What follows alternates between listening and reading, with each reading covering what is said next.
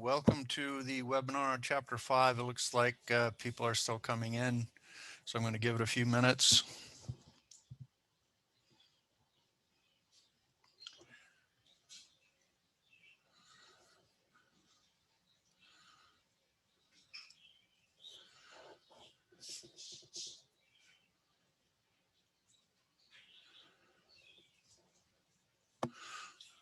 Okay, let's go ahead and get started. Welcome to Statistics Solutions webinar on Chapter 5.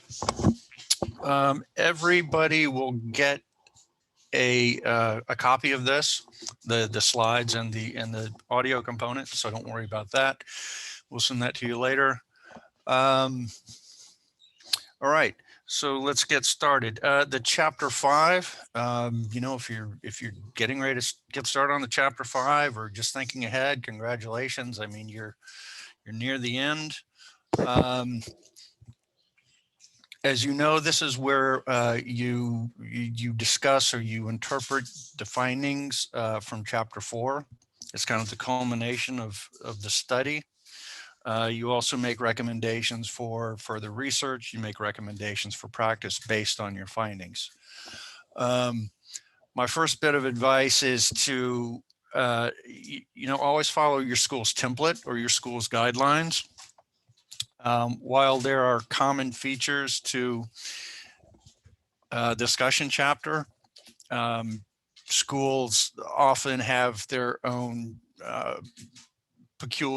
peculiarities. Maybe the order of sections may be a little different, or the titles of the headers may be slightly different, but generally the components and the features of the discussion chapter are similar.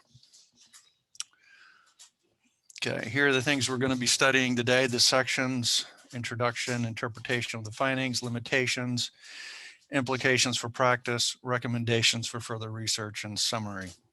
Again, this is pretty standard, although if your school does have a template or an example, please refer to that.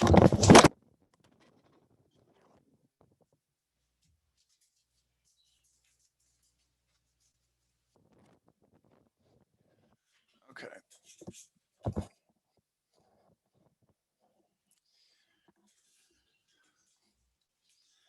So the introduction. The purpose of the introduction, just like in other chapters, is just to kind of, orient your reader. And in this case, you want to, reorient them about the purpose of your study, so you can restate the purpose of your study. Remind the reader of why the study was important, why it was necessary to conduct. You can also, if you want to, in this section, preview contents of the chapter, like what the sections that the chapter is going to contain. So pretty fundamental stuff here. Interpretations of the findings section. Sometimes it's called discussion, even though it's within the discussion chapter.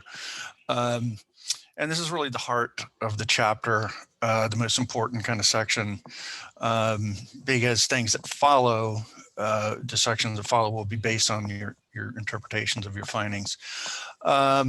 If you're doing a quantitative study, you might want to subsection this section out based on your RQs. If you're doing qualitative study, it's probably a good idea to make subsections based on your themes. Mixed method studies, obviously a little different. You probably need two different sections within the interpretation section, one for the quantitative portion, one for the qualitative portion. So yeah, if it's quantitative, lay out your research questions. You can restate them or you can paraphrase them. Research question 1, have your hypothesis, and then relate your findings, right? Summarize your findings. And then what you want to do, this is really the kind of the major move in this section, is to relate the findings of previous studies, of major previous studies in Chapter 2, to what you found. So in other words, Here's what you found for research question 1. Then you bring in other research. Well, so-and-so found this, and this other researcher found something else.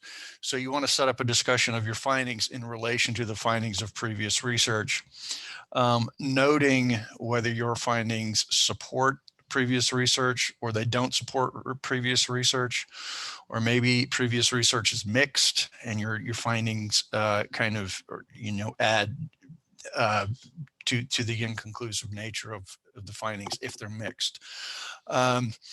So you want to do that for each research question. And if you're doing themes for qualitative, do the same thing, just section it out by your themes.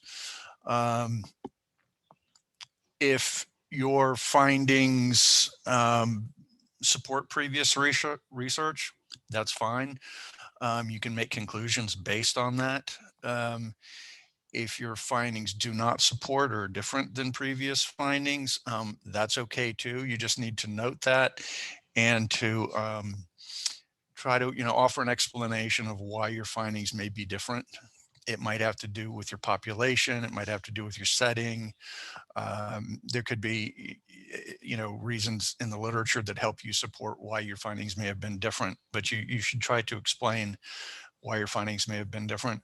Also, if you found something new, a novel, that's worth mentioning, of course, put that in there. And that's kind of the idea for this interpretation section.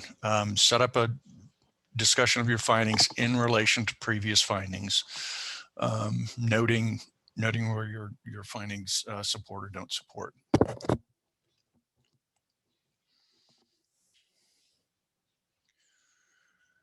Okay. All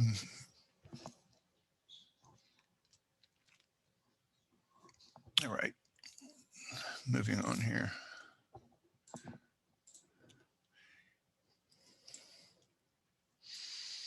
I have a question here, and let me go ahead and I'll move through the presentation, and I'll get to the questions at the end. Let's see, limitations. This is where you note any shortcomings or weaknesses or anything that you encountered actually conducting the study that may have influenced your findings. So for quantitative studies, a big limitation can be if you don't get enough, your sample size is too low, right? So that affects the statistical certainty of your results. Sometimes you can't maybe interview the people that you wanted to interview. You have to get like a proxy group. That can influence your findings. So anything that, any shortcoming or anything that may have affected your results, you want to note in your limitation section, because this just means that, well, we have these results and these findings, there were certain things that may have influenced the findings, so we have to interpret them with these limitations in mind. Limitations are a little different than difficulties. So if you had some kind of a difficulty in doing something, but you addressed the difficulty and got it done, that's probably not a limitation unless it really kind of affected your study adversely in some way. Obviously, these days, COVID can lead to limitations. Maybe you can't do face-to-face interviews. Maybe you can't get the folks you wanted because the organization has some kind of quarantine or COVID restrictions. So those would definitely be things that may relate to your limitations. You also want to discuss the generalizability of your results to your larger target population. So in other words, does what you found, can we kind of generalize it to the larger target population? Usually quantitative studies, if they have an adequate sample size, generalizability is usually pretty good.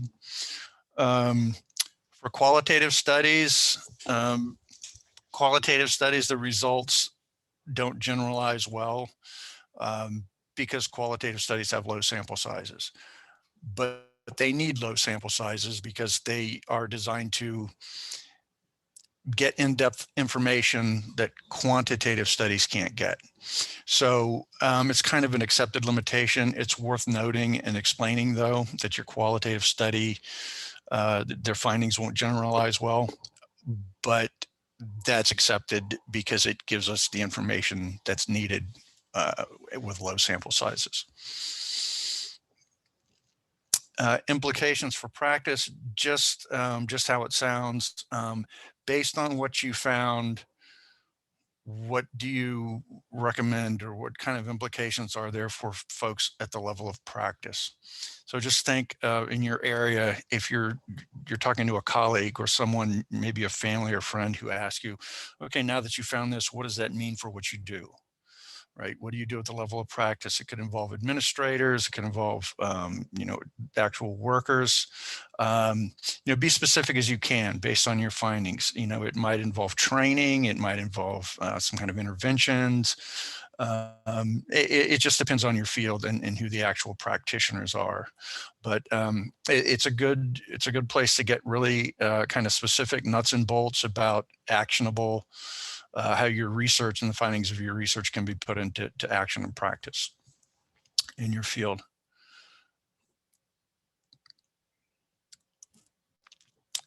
Recommendations for further research is another important section of the chapter. Yeah, I see your question, and I'll come back to that too. Thank you. Yeah, so your recommendations for further research are based on your findings. They can also sometimes be based on limitations. So, for example, if you found something new, if something novel came up, something unexpected, something different, definitely you could recommend more research on the topic because it's new. If you found, if your findings didn't support previous research, that suggests that there's some degree of inconclusiveness. You could just suggest more research on the topic in general, because things don't seem to be settled yet, because your findings didn't support previous research. Limitations, recommendations based on limitations. You can always recommend that your study be replicated, and that researchers, whoever conduct it in the future, just address those things that were limitations in your study at the outset. Okay. You can also recommend different types of studies to obtain different kinds of information. So, for example, if you found some relationship between factors was confirmed in a quantitative study, that's great. But if you wanted to understand, say, well, we need to understand this relationship in more depth. We understand that these two things are connected, but we don't know why or how. You could recommend, maybe a mixed method studies, or even a qualitative study to interview people and get like in-depth information about, the relationship between these two things. Case studies, you can, if you didn't do a case study, you can recommend case studies, which is, a study, like say at a specific setting, but it involves multiple data sources to give you a real comprehensive view of the topic or phenomenon that you're looking at. So you can also recommend different types of studies in this section too. Okay, summary or conclusion, the last section. Again, check your school's template. Some schools let you just end with recommendations for further research. Some schools want a conclusion or a summary. And obviously, this is kind of fundamental stuff too, recap major points from the chapter. But the big thing is have a takeaway message for your reader. So you want to leave the reader with the most important things about your study that you want them to remember. Okay, and here is our contact information in case you're, you need to inquire about additional support. And again, we're going to be sending this out to everybody. Let me take the questions here now. Do you do all this for each RQ separately? Okay, I just came in when we were talking about the interpretation of the findings section.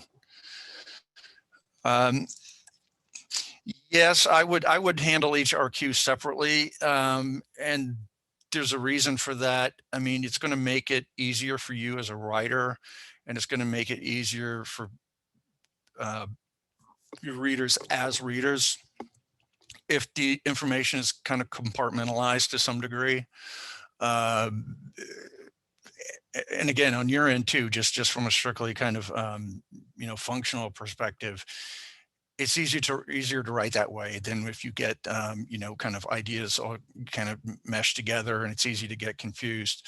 Now that doesn't mean you can't make an overall point. At some point after you've talked about, say you have 3 research questions, you've talked about the findings of each one individually. You can certainly synthesize the findings in a final discussion or paragraph, or a comprehensive some kind of overview after that. I mean, I think that's fine. But my advice is always to kind of take the things separately, just as a matter of kind of ease for writing and reading. And again, you can still make overall points from there if you want to. Okay, I hope that helped. Here I have another question. It says, can you please clarify the difference between implications and recommendations once the presentation? Is there a link? Okay, hold on a second. Can you please clarify the difference between the implications and recommendations once the presentation is finished? I find that these two overlap and some students get them confused. Yeah, that's right. Implications and recommendations. I mean, the difference is really kind of semantic. I mean, recommendations are, you're making recommendations. I recommend that researchers focus on this area in the future. Implications are more of significance, like this is how it is significant to practice, or these are the implications that it has for practice. So again, it's kind of semantic. I mean, if you want to say implications for practice or recommendations for practice, I don't think there's a semantic difference. But as you discuss implications, you can then make recommendations from those. So recommendations for practice, if you recommend more training, that's not much difference than saying, well, the implication is that we need more training, so I'm going to recommend more training. There are differences, and but again, they're largely semantic, and I would just go with the language from your template if possible. If they want recommendations, make them recommendations. If they want implications, discuss the implications. Okay, right. In some dissertations, I have seen sections, implications for theory, implications for practice, implications for policy. That's right. And those can show up too. And for implications for theory and implications for policy, they're similar to implications for practice. Let's just kind of talk about them specifically for a minute. Implications for theory. So what this would mean, now that you have your findings, what does it mean? What do your findings mean for how we understand the theory? What are the implications for how we understand the theory? Does it advance our understanding of the theory? Does it modify it? Do we need to kind of take a look at the theory, a different look at it, maybe use a new theory to understand the topic because it didn't work for your study? So what are the implications for theory? It's like implications for practice. Implications for policy, usually these are for policy studies, right? So given your findings, say it's some kind of educational policy, given your findings, what does that mean for policy moving forward? Does it mean that policy needs to be changed, that we need to look at different policies? So it's a similar move as implications for practice. It's just at the level of research or theory or policy. Okay. What if implications for practice of one RQ is related similar to RQ2? Does it need to be restated while discussing? Yeah, I don't know exactly what you mean. I mean, if there's overlap, there's overlap. I mean, you can parse it out between two, or just kind of combine it, just to see how it works. Not all universities give templates. That is correct. They don't, and that is why the PowerPoint we have now that we're going to share with everybody, you can use that as a template if they don't give you one, because again, it's a pretty basic template that incorporates all the fundamentals of a chapter 5. If default to something like this, you can also ask your chair directly, hey, the school doesn't have a template. Do you have a template that you want me to follow? Do you have a sample? Sometimes they won't give you a template, but they'll give you a sample. Here is such so-and-so's dissertation, follow this. So you can always ask your chair, which is what I would do in case you don't have a template, and fall back on a basic one if you need to. For mixed methods study, is it better to incorporate the quant and qual portions under each RQ, or to have completely separate discussion of the quant part and then the qual part? That's a good question, and there's no real hard answer for it. It kind of depends on your study, what you're studying, and what seems to work better. Sometimes I've seen people a lot, they'll handle the quantitative portion first, and then they'll handle the qualitative portion. And part of why the reason they do that is to see how the qualitative results kind of helps explain or support the quantitative results. So that's one strategy. That's one way to do it, which is what I've seen a lot, if that helps you. What advice would you give to a student who is just starting their dissertation so this step or chapter could be easier for them?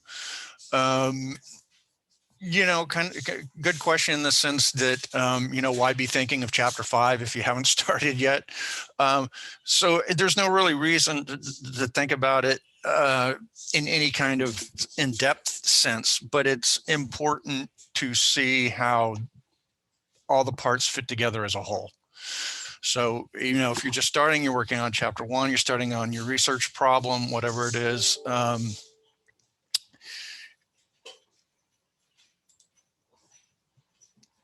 Thinking ahead to chapter 5, again, you don't have to think about it in depth or worry about it, but it's helpful to know that the things that you're looking at, for your research questions, the information you're designed to get, you will be talking about in chapter 5. All this stuff will be coming back, and the reason that you're doing that is to, there's reasons. It's not just to get the knowledge for no reason, just to have it, but it's to make conclusions, right? It's to make claims, and you can make claims because you've done sound research. It's to make recommendations for further research. It's to, now that you've done this, what else do we need to do? It's to make practical, you can make grounded, practical recommendations based on the evidence that you find. So, just looking ahead to chapter 5, it's just to kind of see how the whole, everything kind of fits together, and see the thing as a whole piece, rather than kind of just, looking at each tree of the forest. Can you explain why you cannot discuss something beyond your findings? I am confused about how we can make recommendations if that was not studied in the research.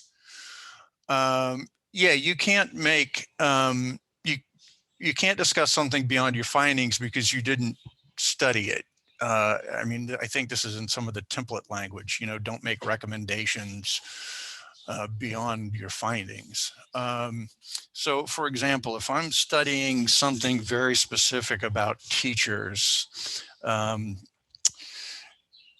I don't want to then, like in my recommendation section, in the practical implication section, I don't want to make all kinds of claims beyond what I studied. Well, teachers need to be paid better.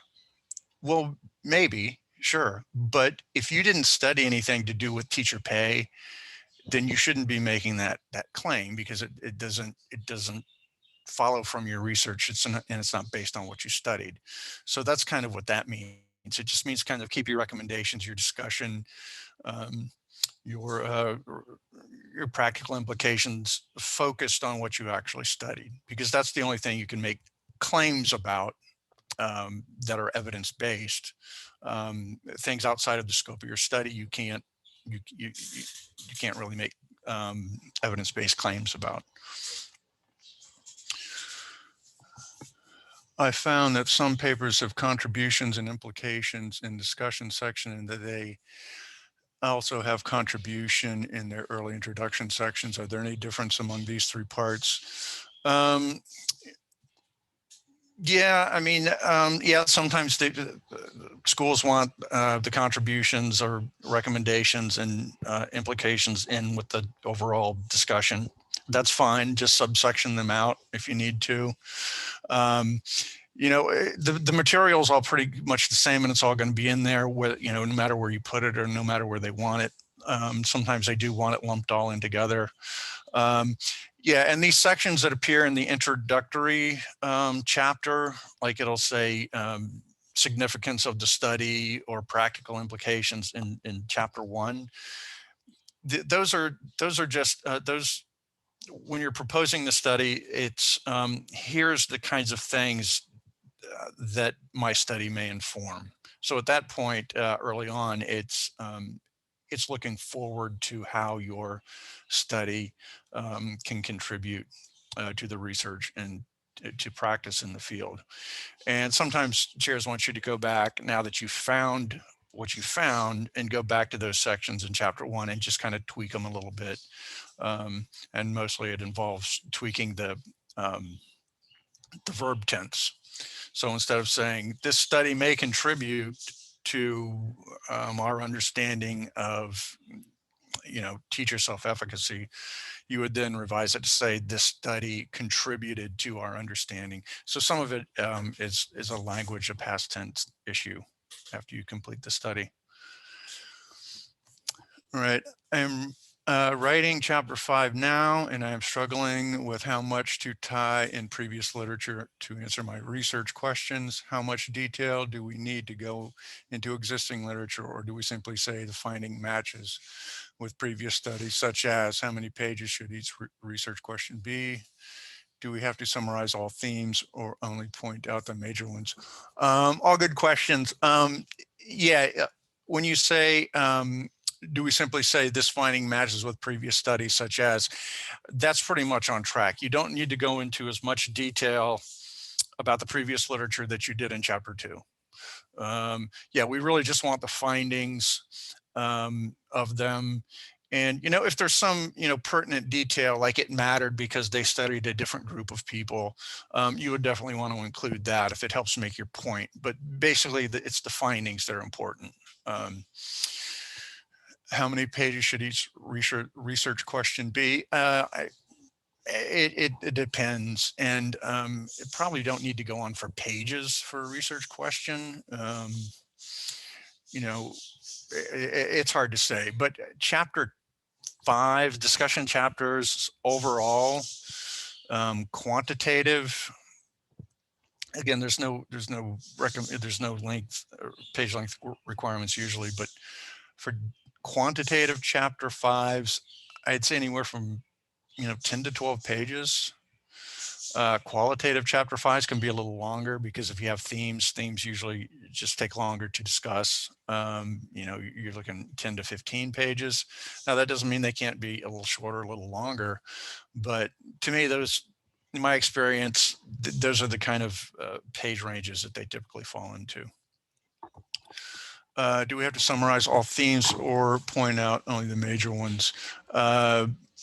Themes, I'm assuming you mean in the previous research. No, just the major ones, and just the ones that relate to what you actually studied. And I would hit the major ones too, right? I don't think you have to go through every instance of chapter 2 where, and relate it to what you found. Should chapter 5 be somewhat of an elaboration of chapter 2? No, different. You're just, the connection to chapter 2 is that you've already talked about previous literature. So you're just bringing in the relevant material from chapter 2 to relate to what you found, to a whole different focus there. How extensively should you engage in the literature in the discussion chapter? Do you need to explain and describe things again, or is it enough just to mention findings briefly? Yeah, we just covered this one, but I'll just reiterate it. Yeah, you don't need to go into the same kind of depth in chapter 5 with the previous literature that you did in chapter 2. The findings are the most important thing. So-and-so found this, and it agrees or doesn't disagree with what I found. Again, any details that are important, like they had a different population than you did, and that seems to matter, you would want to include. But yeah, you're really focusing on the findings, though. What is your recommendation on writing a discussion chapter for a dissertation that includes more than one manuscript? Each chapter represents a different project. Yeah, we don't see these a lot. I know they exist. I guess just take it, the discussion chapter. I don't know if you need to write a discussion for each part of the manuscript, each project. If you do, do that, or if there's one overall discussion for all of them. But I would assume that whatever the case is, it still follows the kind of guidelines of a standard discussion chapter. Should we reference our theoretical framework in this chapter? Education, major, dissertation. That's a great question. And again, I'm just going back on my previous experience here. I've seen people do it, and I've seen people not do it, and everything be fine. If you can explain your findings and talk about your findings, just talking about previous literature and the findings of previous literature, that's usually okay. If your theory seems to really be applicable and it really seems to be a part of your study, then I would bring it in, your theoretical framework or your theory, and talk about your findings in relation to the theory. I would do that if, but again, it's, I don't know. It seems like it should be a question that's easily answered, yes or no, but I've seen it both ways. I've seen chairs not care at all if the theory comes into chapter 5, and I've seen chairs say, yeah, you need to talk about the theory in chapter 5. So I know that doesn't really answer your question, but I would say, as a determination, to help you to make a determination, if your template says it, then you should probably do it. Also, if your theory is a big part of what you're doing, then you should probably do it too. But again, I've seen people leave it out and things are fine. So again, a lot of this too is up to chair preference. It's school preference, but chair preference too. Okay, do we have to have a separate section to go back to our theoretical framework the same way we go back to our literature to show that the theories of their work are done in line and what new models come out of this chapter? That kind of ties into what we just talked about. If you do want to talk about your theoretical framework in chapter 5, yeah, I would probably section it out into its own section, theoretical implications or theoretical ties to the research, something like that, where you specifically talk about whether the theory was appropriate to explain and understand what you studied. Yeah, if you do want to bring it in, I would bring it in its own section. This is my first time on this webinar. Can I also get a copy of the other chapters?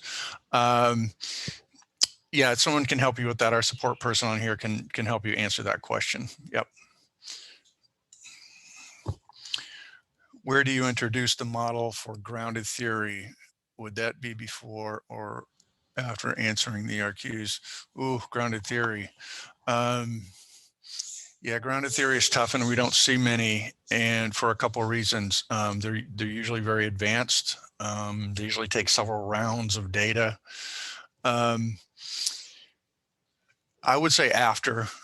You talk about your RQs and what they mean, and then you can kind of synthesize that and bring that to bear toward the theory that you're kind of forwarding or advancing or that has emerged.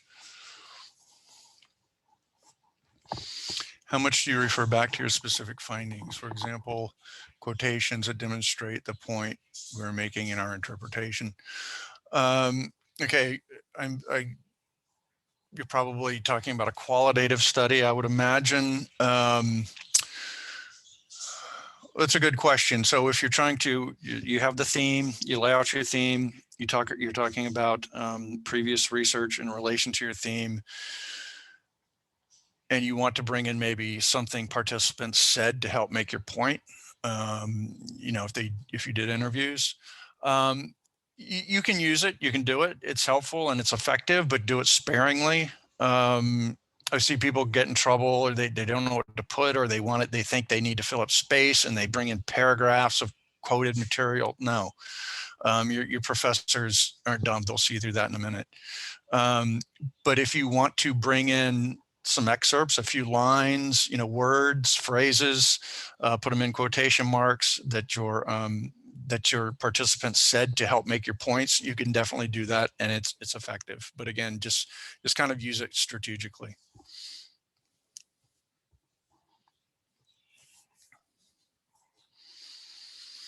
Okay, any other questions?